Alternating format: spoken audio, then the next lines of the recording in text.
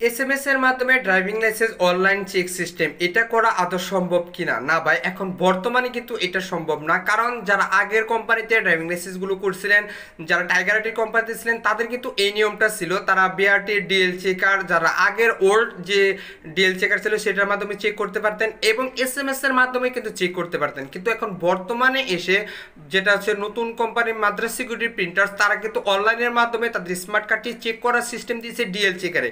কিন্তু এখন পর্যন্ত তারা এসএমএস এর মাধ্যমে তাদের স্মার্ট কার্ডটি চেক করার কোনো আপডেট এখন পর্যন্ত আসে নাই।